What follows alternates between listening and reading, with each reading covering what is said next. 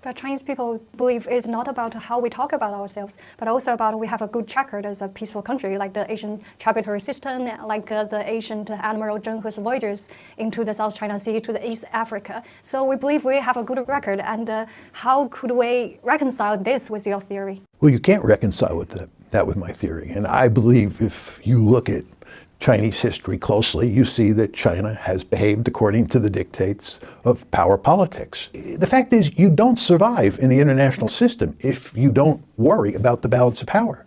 Because in the international system, there are states that are highly aggressive and dangerous. And you have to be powerful to protect yourself. The Biden administration is trying to cap China's access to advanced AI chips, but that's... The US has placed some restrictions on China's semiconductors and high technologies, and they believe it's one of the best ways to contain China. How effective do you think these strategies are? I've long believed that the United States cannot do much at this point in time to slow down Chinese economic growth, and especially to slow down the development of sophisticated or cutting-edge technologies like semiconductors. There's no question that the United States is determined to now slow down Chinese economic growth.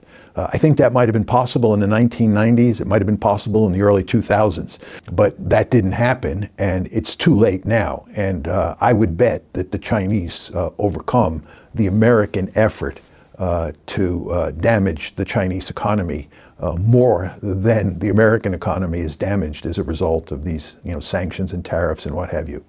So you think it's actually pushing the China to develop its own technology, and it might backfire on the US companies and global tech industry? I think that's likely, yes. I think with regard to semiconductors, there's no question that in the short term the United States can hurt China. But I think over the long term, given the large number of brilliant engineers and scientists in China, and given Chinese history of developing sophisticated technologies in recent decades, there's every reason, in my opinion, to think the Chinese will rise to the occasion and they will develop a very sophisticated semiconductor industry. It may take a bit of time, but I think it will happen. And again, just too late for the United States to really slow down Chinese economic growth. But to compete with China, should the US also be focusing on more developing itself, like the infrastructure, like its internal problem, rather than come up with strategies to contain China?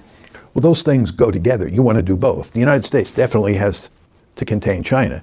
And if the United States could slow down China's ability to develop sophisticated technologies, it should do that. I mean, what you want to think about here is that you have a security competition taking place between the United States and China. It's an intense security competition.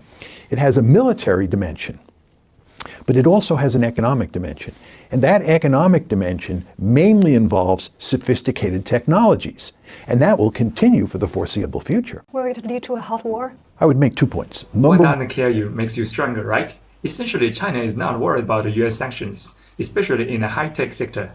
If China could buy everything it needs, it might not necessarily pursue high-tech development, as breaking through in advanced fields is incredibly challenging. Moreover, there has been considerable domestic opposition, with arguments like producing is worse than buying and buying is worse than renting. But once the US imposed the sanctions and restrictions, well, all dissenting voices against self-reliance in China disappeared magically, right? Instead, engineers and the Chinese people became more united, determined to develop better technological products.